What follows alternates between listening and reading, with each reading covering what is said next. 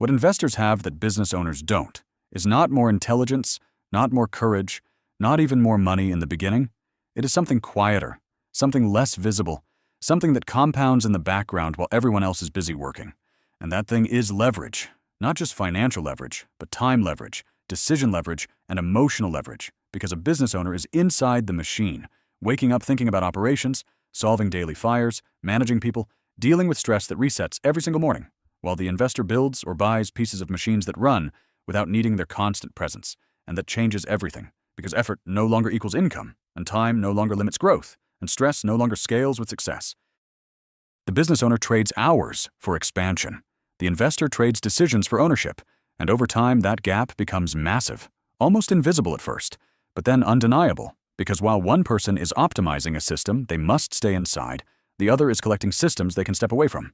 And this is where most people misunderstand the game. They think harder work creates more wealth, but in reality, scalable ownership creates more wealth, because effort has a ceiling, but ownership does not. And the moment you detach income from your hours, you enter a completely different game where growth accelerates without demanding more of your life. And this is why an investor can seem relaxed while growing faster, because they are not focused on doing more. They're focused on owning more, owning assets that produce, owning businesses they do not operate, owning pieces of growth that continue whether they are active or not. And this creates a second powerful advantage: optionality. The investor is not locked into one path, one company, one income stream. They can shift, reallocate, exit, enter, adapt quickly. While the business owner is often tied emotionally and financially to one structure, one identity, one daily responsibility. And that pressure silently limits how fast they can move. And that attachment can slow decisions, create hesitation, increase risk, because walking away feels like losing everything, while for the investor, it is just one move in a larger game. And then comes the third advantage: asymmetric upside. A business owner improves gradually, 10% better operations, 20% better margins, but an investor can catch exponential moves. A company grows 10 times, a market shifts, an idea explodes, and because they own a piece, the return is not linear. It is explosive, and they did not need to work 10 times harder to get it.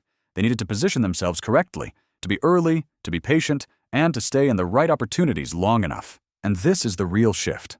From effort to positioning, from control to ownership, from daily action to strategic placement. And when you understand this, you stop asking how to work more and start asking where to place yourself, where to put your money, your attention, your decisions.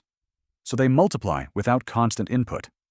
And that is why, over time, investors pull ahead, not because they do more, but because they own more of what grows without them.